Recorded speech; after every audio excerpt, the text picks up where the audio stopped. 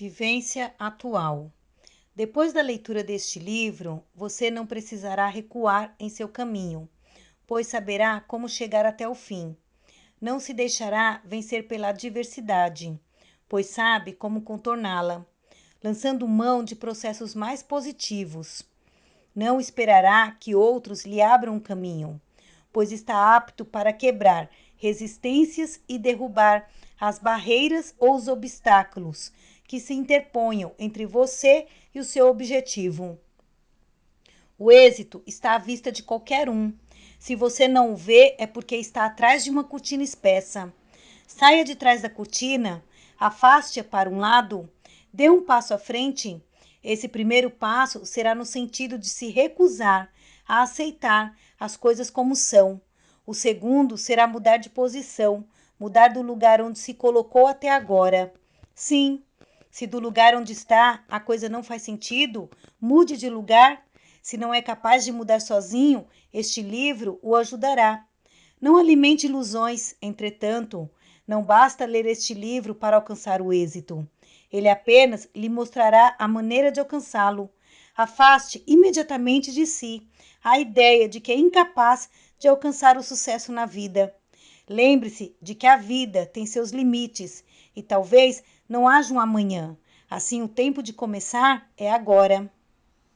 Se você puxar a cortina e depois de dar um passo à frente, não gostar ou não se sentir capaz de prosseguir avante, volte outra vez para de trás da cortina.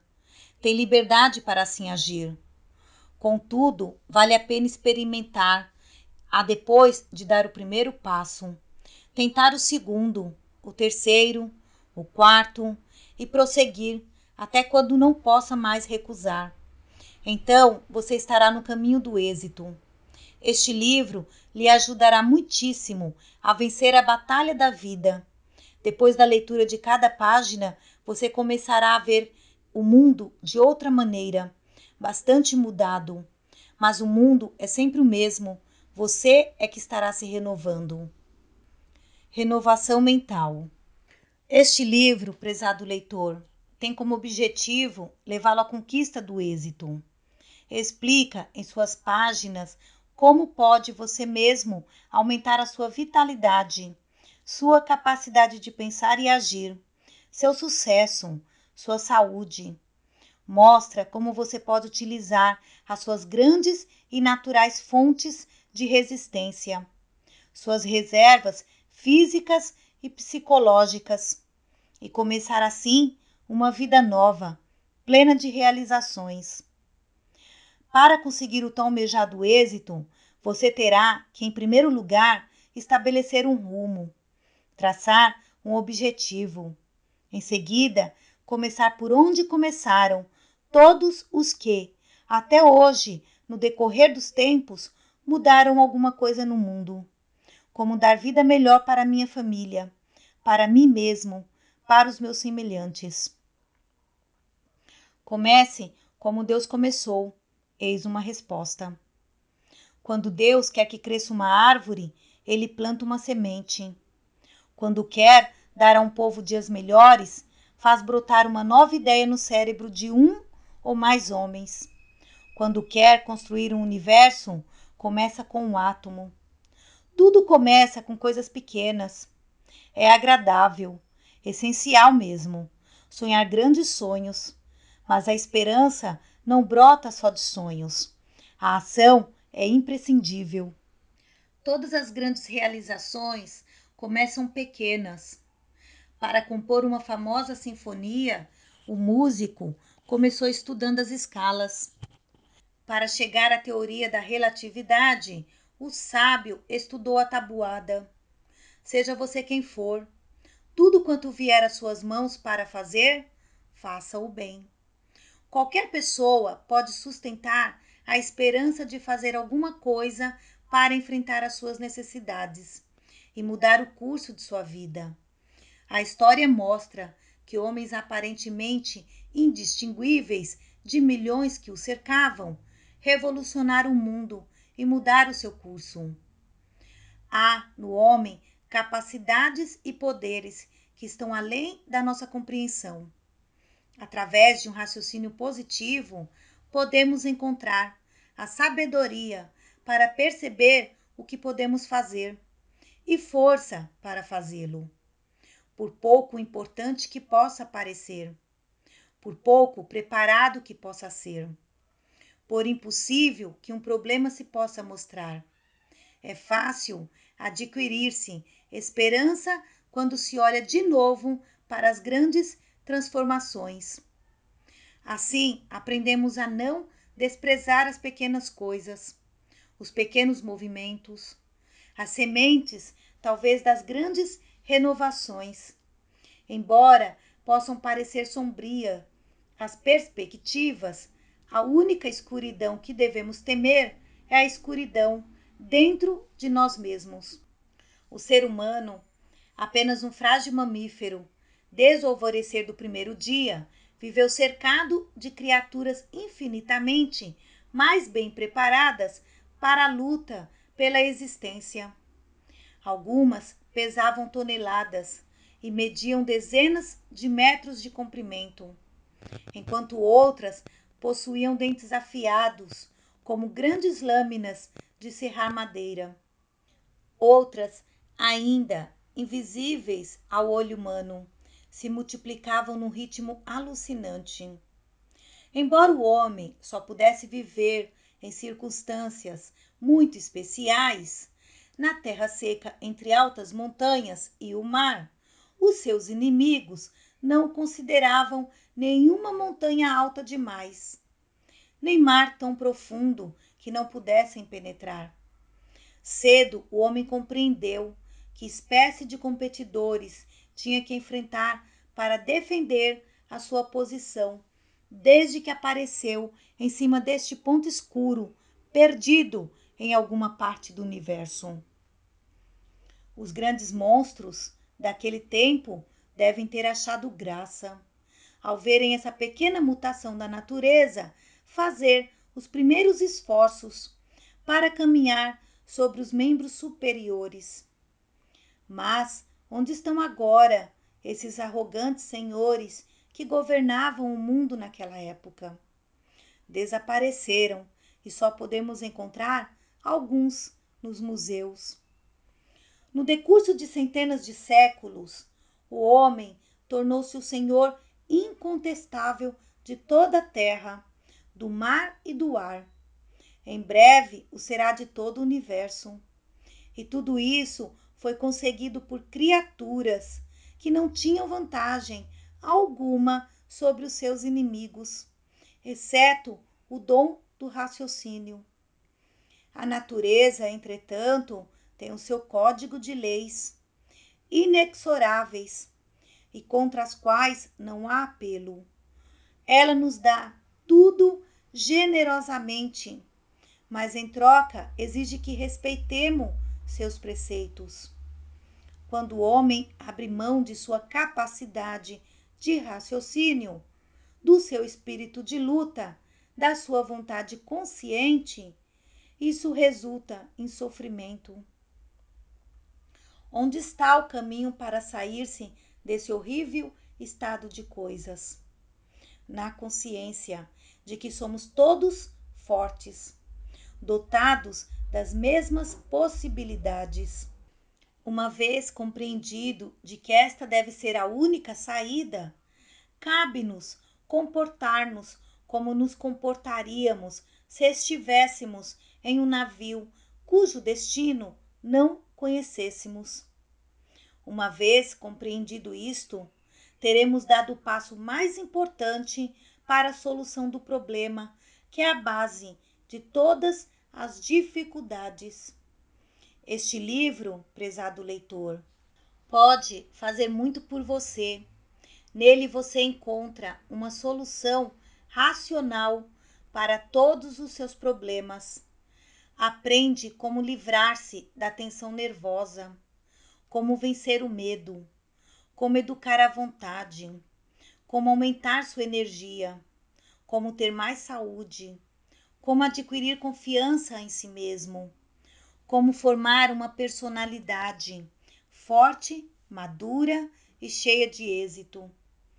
Tudo o que escrevemos até hoje, em todas as nossas obras já publicadas, tivemos um único objetivo: levar ao homem, a todos os homens, e muito principalmente aos que sofrem, aos que se perderam e aos que ainda não se encontraram, a felicidade, a paz interior, o bem-estar, a capacidade de vencer os obstáculos, a firmeza, o êxito na vida.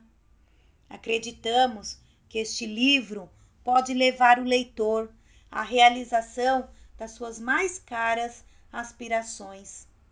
Cada qual possui meios para isso. O segredo está em saber dispor desses elementos. A vida sorri apenas àqueles que lutam e se preparam para vencer. Para vencer, entretanto, não basta uma aspiração vaga, o sonho impreciso, mas o anseio ardente, tenaz, de atingir um objetivo previamente determinado. Então, tudo se organiza em torno desse objetivo. Tudo concorre para fazê-lo aproximar-se. Tudo converge para ele. Tal objetivo deve se tornar o pensamento supremo, o que reina sobre os outros, que martela o cérebro o dia todo, um ponto luminoso que é preciso alcançar a todo custo. Se você é um indiferente ou um pessimista, nunca terá em suas mãos o controle do próprio destino. Nunca aceite o que a vida lhe oferece simplesmente. Tome aquilo a que tem direito, nunca se resignando ao destino que outros lhe traçaram. Busque novos alvos, novas metas. Lute pelo seu sucesso, pelo seu êxito, mesmo que isso lhe custe grande esforço. Ninguém é mais forte do que você. Controle seus atos e sua maneira de ser. Se não gosta do seu atual emprego, não continue nele. Busque outro serviço. Se não suporta o lugar onde mora atualmente, por que continuar morando no mesmo lugar? Procure outra casa imediatamente. Se não gosta de viver financeiramente apertado, procure outro meio de ganhar a vida. Você permanece estacionário porque aceita as coisas da maneira como se apresentam.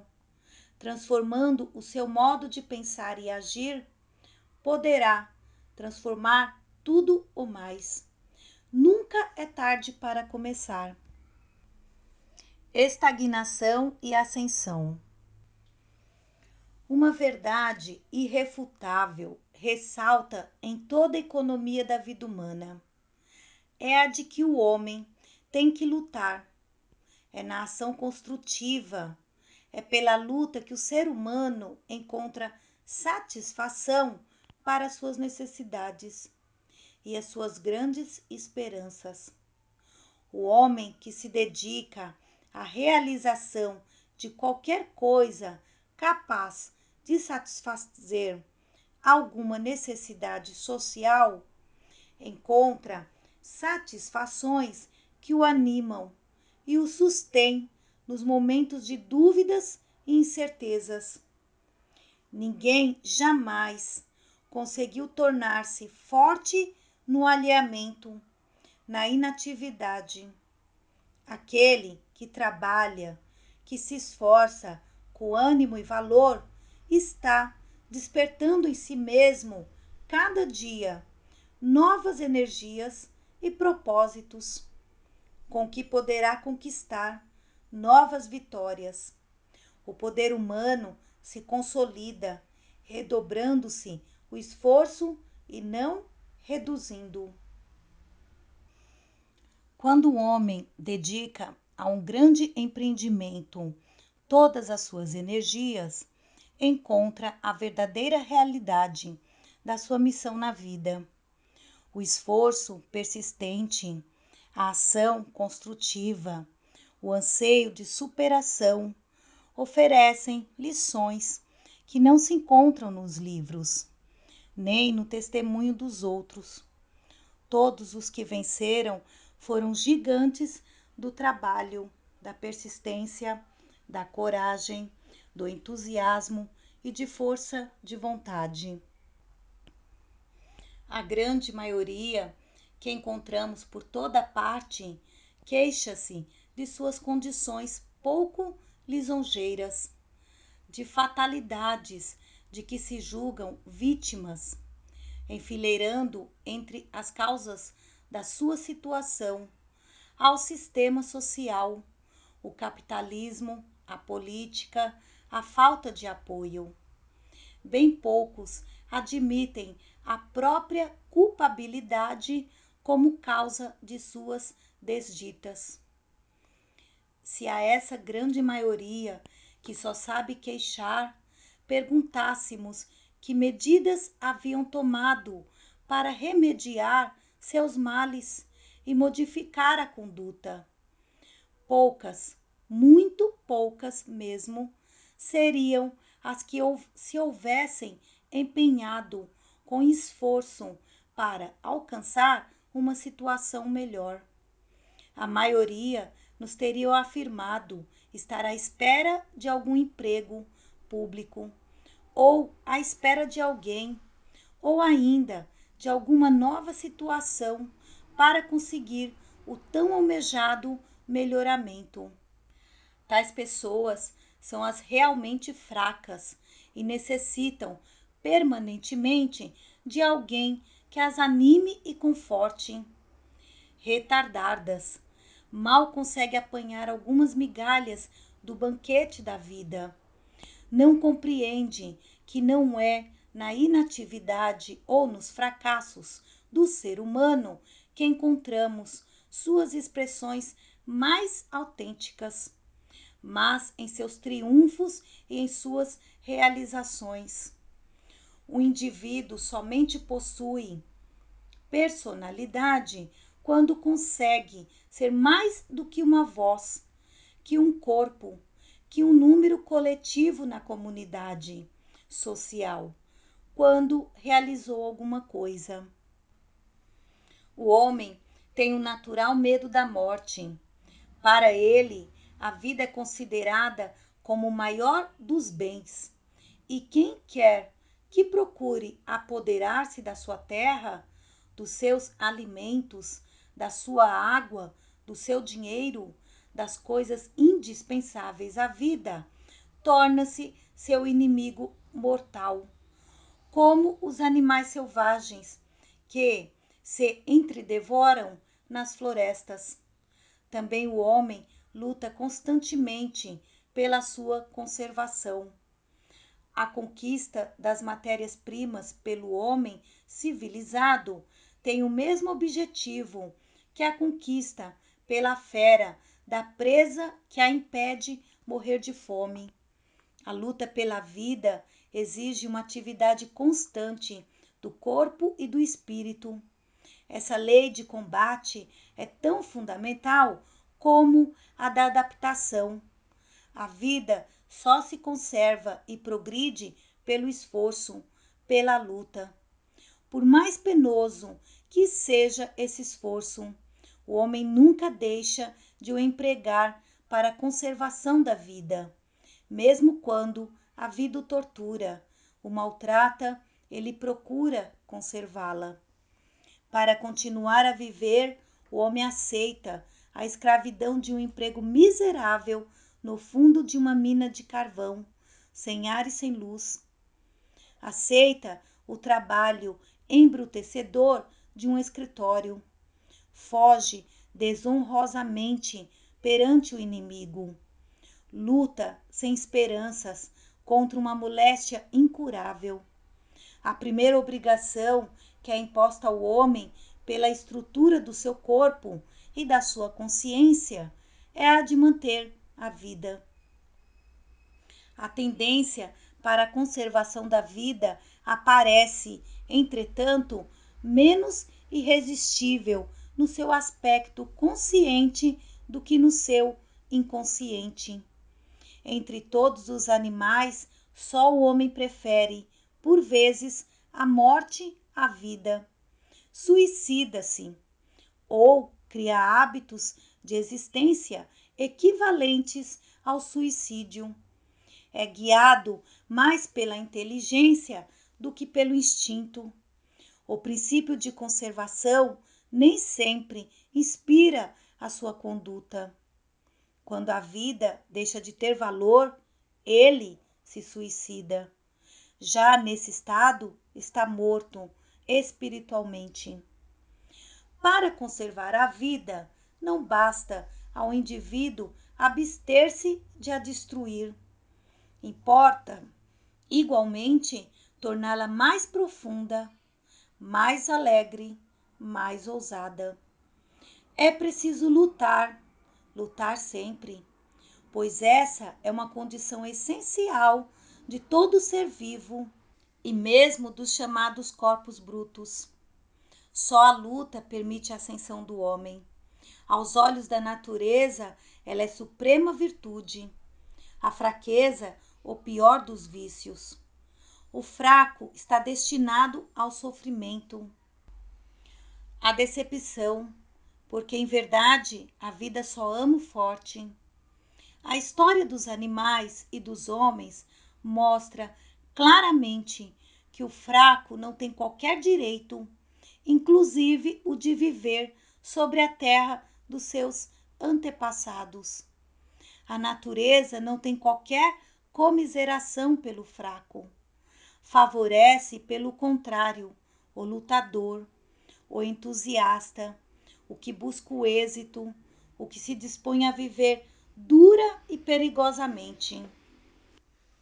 A força que o indivíduo precisa ou necessita é a que se traduz na capacidade de suportar a fadiga, as intempéries, a fome, os desgostos, os cuidados, o ânimo forte, a capacidade de luta e a determinação de não aceitar a derrota.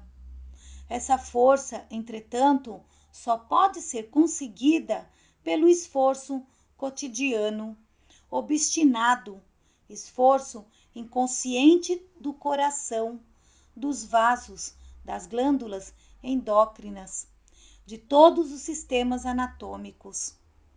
É preciso aprender a dominar as emoções, o nervosismo, vencer a preguiça, o comodismo, a timidez, a deixar de lado as ideias de que a sorte não ajuda, que foi marcado pelo destino. Não existe sorte ou acaso. O destino do homem está em suas mãos.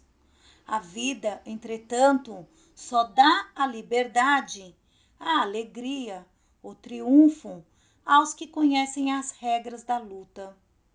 Preparado, o homem adquire essa capacidade de luta. Deve lutar para a conquista da coragem, da vontade firme. Deve ser honesto, magnânimo, digno. Nunca bajular ou mentir. Nunca se acovardar frente à adversidade. Nunca abusar dos mais fracos. Nunca transigir com o erro, com o vício. Nunca ceder à adversidade. Nunca temer olhar o mundo de frente.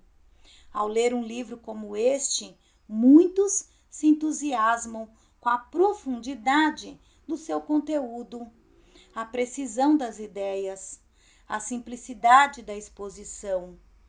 Isto, entretanto, não basta. Uma obra como esta não é apenas um símbolo de fé, mas um guia para a ação. É, pois, necessário compreender que o principal de um livro como este não é a letra, mas a sua essência, o seu espírito revolucionário. Qualquer um pode aprender uma teoria, como a que pregamos aqui. Mas assimilar a sua essência e praticar as suas normas já é mais difícil. Conhecemos muitas pessoas que praticam tais normas de conduta sem nunca as terem estudado. Nunca leram um simples folheto sobre o assunto. Não obstante, em sua prática, aplicaram as regras certas. O mais importante no estudo dessa matéria é experimentar-se a si mesmo, na maneira de abordar a solução dos problemas que se apresentam hoje, agora, nas diversas esferas da vida. Tomemos qualquer exemplo na vida diária. Suponhávamos que o indivíduo perde de repente tudo o que havia acumulado durante anos e anos, ou se desemprega no momento difícil em que a família mais necessita do seu apoio. Que fazer nessa emergência? O modo de proceder mais simples consiste em analisar friamente a questão, o problema e reiniciar a luta. Sorrir quando tudo vai bem é fácil. Difícil é sorrir quando tudo vai mal. Cada dia sucede grande número de casos como este, onde se conhece o homem de luta é precisamente na maneira de encontrar uma solução acertada para as dificuldades, sempre mantendo a sua fibra, o seu entusiasmo, a confiança em si mesmo, o seu espírito de luta. Os conhecimentos aqui ministrados representam como que uma chave que dá a possibilidade de resolver os problemas. Somente dá a possibilidade, mas não a resolve. Dá a possibilidade de encontrar mais facilmente a solução adequada, mas não é uma receita para todos os casos da vida. Na maneira de resolver, na maneira de enfrentar as situações difíceis é que se vê quem é um fraco e quem é um forte. Existem os que na realidade conhecem essas teorias e sabem aplicá-las na prática ou na solução dos problemas práticos. Há outros, entretanto, que, embora abarrotados de conhecimentos teóricos, não sabem aplicar na prática tais conhecimentos. Essas pessoas são capazes de citar frases e mais frases bonitas, corajosas, notáveis, mas se acontece qualquer coisa desagradável, verificamos que se afogam num copo d'água, perdem a cabeça, lamentam, choram, culpam o destino, os homens, o governo. Ser lutador não significa somente ler, nem estudar obras como esta. Se para ser lutador bastasse a cada pessoa familiarizar-se com livros como este, poderíamos fabricar lutadores à vontade. Por muito pouco tempo que se dispunha, sempre se consegue algum tempo para ler. A luta se comprova na prática, não se aprende somente estudando. E o que quer dizer ser lutador? Que diferença há entre o homem comum e o lutador? A mesma diferença que existe entre um adulto e uma criança. Todos são seres humanos, com a diferença que a criança obedece a impulsos e instintos, enquanto que o adulto age mais pela razão, pela inteligência, pela experiência adquirida. Um lutador é sempre um exemplo de força, onde quer que se encontre. O exemplo é a sua melhor arma. E um verdadeiro lutador nunca alardeia a sua superioridade, mas dá exemplos. Para o lutador, as preocupações do tipo pessoal se revestem de um caráter secundário. Pode ocorrer qualquer contrariedade familiar e isto não o abate. Uma tal filosofia de vida permite ao homem compreender plena e acertadamente a situação, organizar suas defesas e lançar-se à luta, rumo ao sonhado objetivo. Dá-lhe possibilidade de ver, compreender e assinalar com acerto as perspectivas. Tudo isso, em seu conjunto, fortalece o homem, tornando-o mais resistente às pequenas adversidades de caráter individual e também às outras maiores que possam sobrevir. Um homem de luta vê as coisas de um ponto de vista mais positivo. Decide-se por aspirações mais importantes. Sente a vida de forma diferente. Lutador conhece melhor suas forças, oportunidades, possibilidades e recursos. Sente maior vibração, impulsos mais ativos e realizadores. Encara os problemas com atitudes mais resoluta. Aceita as responsabilidades com mais confiança. Resiste porque está certo de que triunfará, porque conhece e emprega meios mais seguros para vencer. Enquanto o homem comum diz que a vida é uma quimera, um sonho e que tudo se acaba com a morte, e assim, sendo de nada, adianta lutar.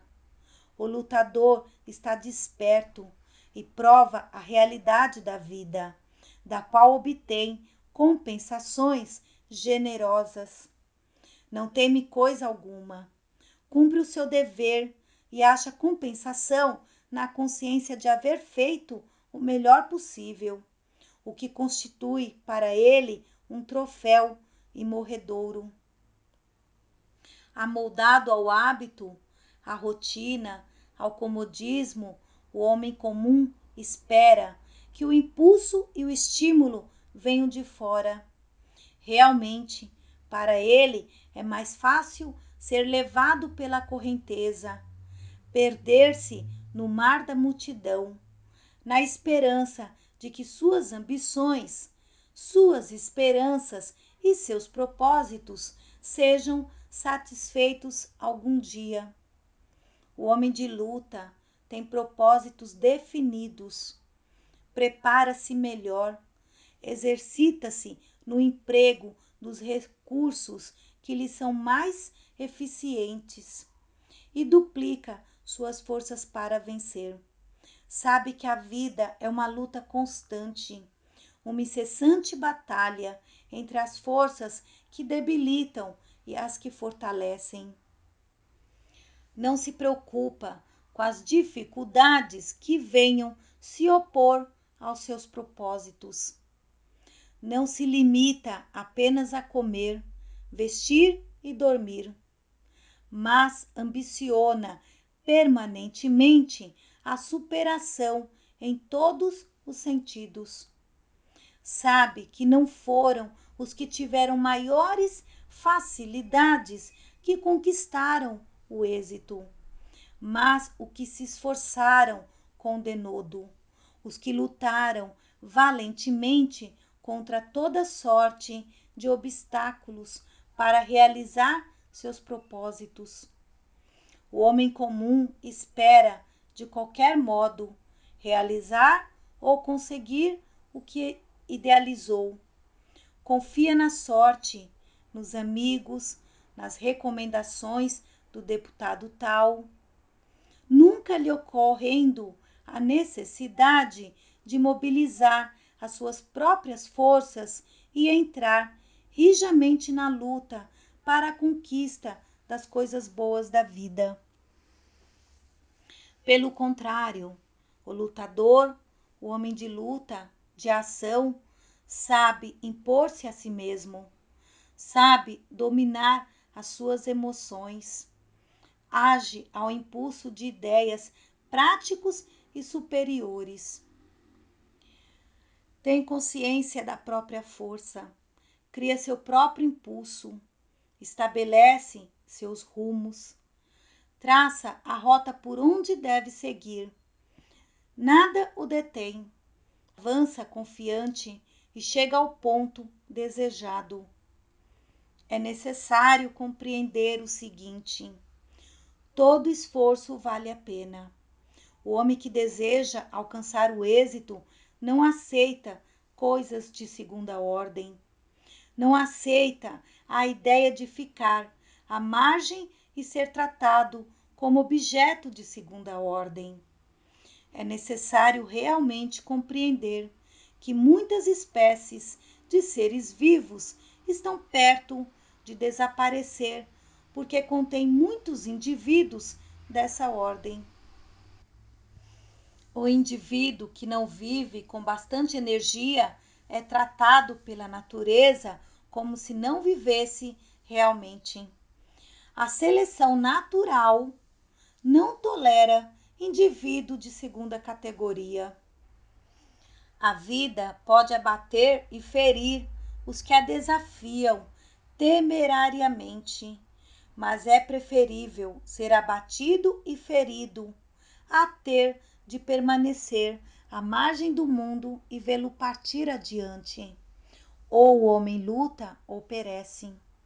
Afirmamos que o homem dispõe de uma força superior no mais íntimo de si mesmo e que essa força é suficiente para vencer qualquer obstáculo, desde que ele conheça os métodos adequados para entrar em ação. Como utilizar esse enorme caudal de energia? Eis o objetivo dessa obra. Há uma razão muito forte para examinar uma teoria como esta. É que outra força a que possamos recorrer. Somente ela revela possibilidades de êxito. Dois homens de posições diferentes, mas ambos cheios dessa força.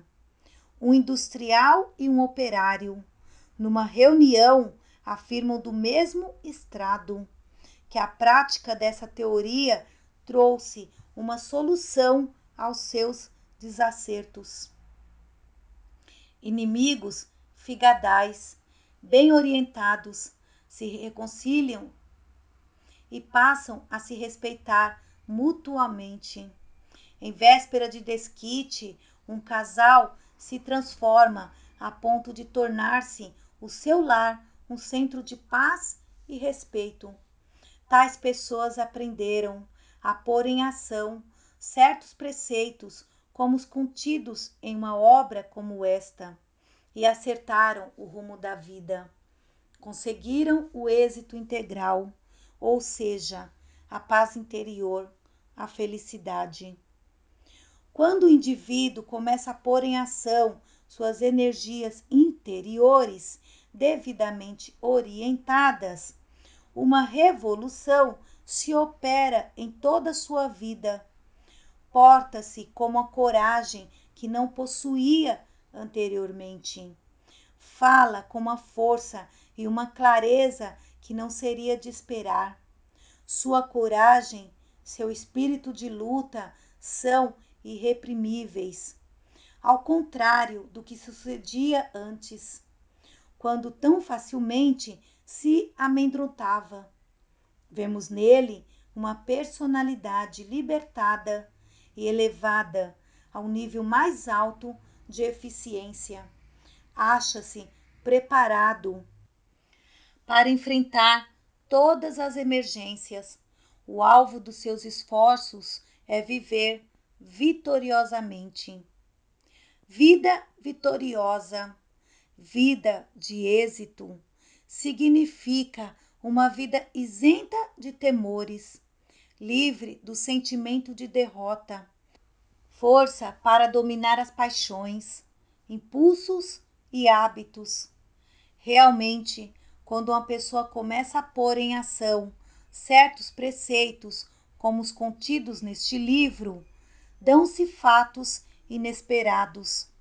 Liberta-se das aflições e das preocupações. Seus negócios melhoram. Sua saúde se torna mais firme. Consegue muito mais em todos os setores, com o mínimo de gasto de energias. Encontra pessoas de quem tinham medo e descobre que perdeu esse receio. Algum hábito que até aí o dominava perdeu o seu poder. Pessoas que não podiam suportar se lhe apresentam sob um novo aspecto e tornam-se amigas. A experiência da transformação iniciou-se. O interesse cresce, pois o processo não se limita apenas a ele mesmo. Outros notam a diferença e o princípio dominante da vida principia a agir nele. Um certo número de indivíduos a seu redor começam a modificar-se. Porém, quem nos dará essa certeza de que tudo isto de bom acontecerá? Só há um meio de alcançar essa certeza: é fazer a experiência, pôr em prática os preceitos contidos nestas páginas. E há razões para se fazer essa experiência. Primeiramente, a nossa necessidade. A vida, assim como a maioria leva, não tem sido um sucesso que o indivíduo possa orgulhar-se.